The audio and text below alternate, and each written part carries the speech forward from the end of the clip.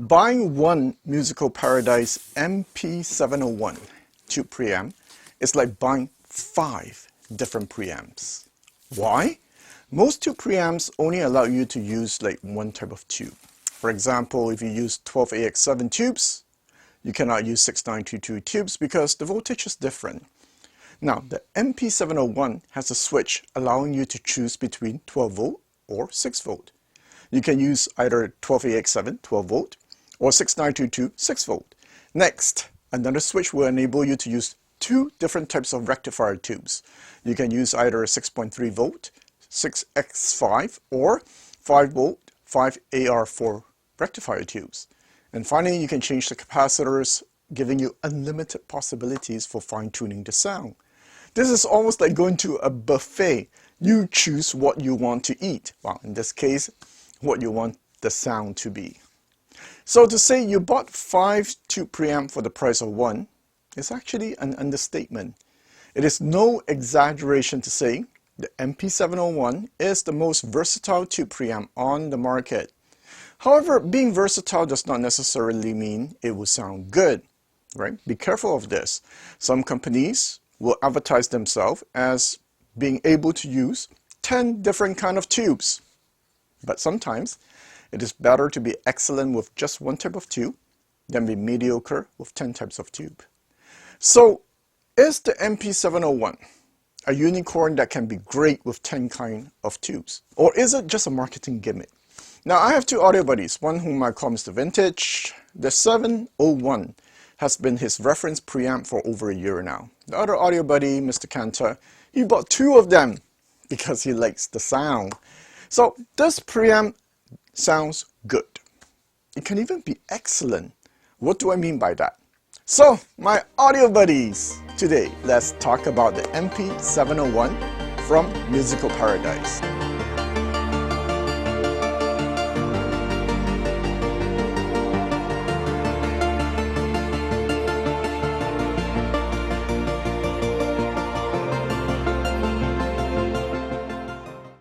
Now, Musical Paradise is a Canadian company that sells not only tube preamps, but also speakers, cables, phono stages, etc. The products are affordable, and the 2 previous products I've tried sounded good. It was a DAC and it was a little integrated amp. There is a 7-day trial period, so you can always try before buying. The MP-701 starts at $720, and the price depends on your choice of tubes and capacitors. It uses 3 output tubes and 1 rectifier tube. Has both RCA and XLR input and outputs. As I mentioned, it can use many different types of tubes, and let me put what I meant on screen. As you can see, the possibilities to fine-tune the sound is unlimited. So how does it sound? With stock tubes and capacitors. The top end is slightly on the smooth side, and I mean it in a good way, rolled off a bit. The mid-range has body and warmth. The bass is strong, but not over-exaggerated. Soundstage depth and width are average.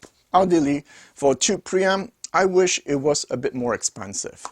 It does not have a lot of color, but it is not 100% neutral. For me, it is a good balance where there is warmth in the vocal, it is pleasant to listen to, but the top end is not roll off to the point where it is veil sounding.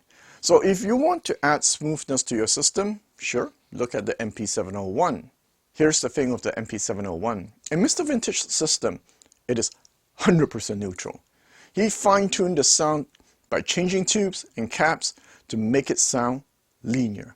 There's no exaggeration in any of the frequencies.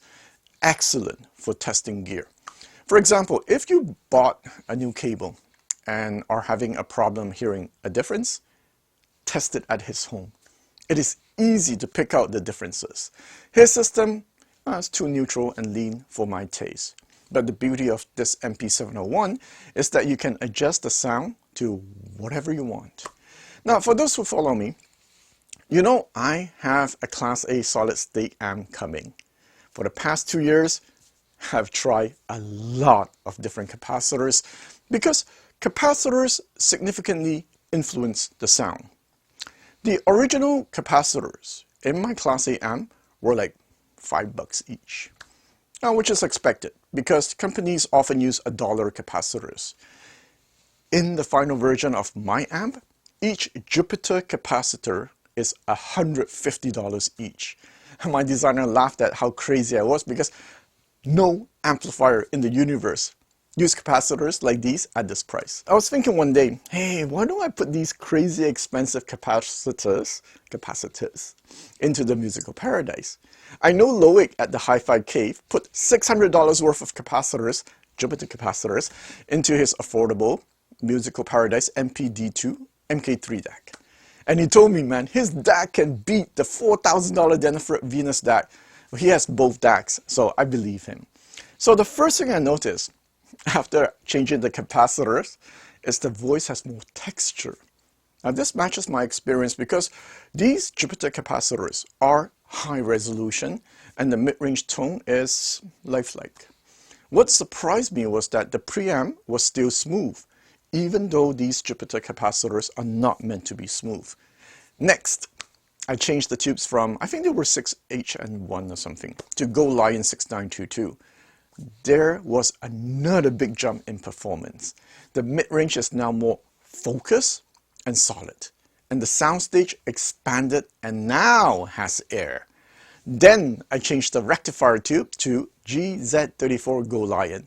The singer detached from the instruments. Soundstage performance has entered the high-end world because now I can carve out the center image and have that 3D feel. Finally, I added 2 other high-quality capacitors to the last 2 capacitors, and with that, the preamp sounded more neutral and I started to hear more nuances.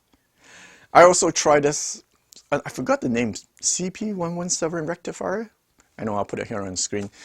I gained speed, meaning the decay shortened, and the attack got stronger. Not as musical, but more exciting. So I messaged Mr. Kanta. I said, hey man, I got it to sound high-end now. And he laughed because he said, hey man, the components you put in cost more than the preamp. True, but there must be a way to get 90% of the performance of what I did with a fraction of the cost. You know, the law of diminishing return. The point is, this preamp has the potential for high-end performance. Now, I want you to keep your expectations in check, okay? Back to reality. No matter what I do, there is a ceiling. For example, it does not have a dark background of higher end preamps. All right, so be realistic. So what are the negatives? The capacitors still hold their charge after you turn off the preamp. So you need something to discharge them. There is some info on their website on what you can do about it. See, I usually turn off the preamp and let it continue playing music until there's no sound. It takes about a minute. So I think it helps discharge it. It doesn't discharge it completely, but if you don't do that, you may get shocked by the sparkles when you take out the capacitors. Mr. Kanta, for example, he uses resistors to discharge the capacitors. Finally, if you're one of those who like to put your ear next to the tweeter to check for hiss, yeah, it's not the quietest. Alright, so let's wrap it up. Although I did not seriously test the MP-701 against the shit Freya, well, I only have the Freya, I don't have the Freya Plus. I would say in stock form, yeah, they can both have a fair fight. Although this preamp is made for those who like to experiment, I don't want you to lose sight that out of the box, with stock tubes, the preamp sounds really good already. So you don't need to do what I did to get good sound out of it. Sure, you can level it up if you have the resources, if you know somebody like Thomas who can borrow stuff, but it is optional. As I said, in stock form, it is already a serious competitor to the shit Freya. In non-stock form, okay, let's say Mr. Vintage owns an MP-701, but not a shit Freya. Alright guys, till next time.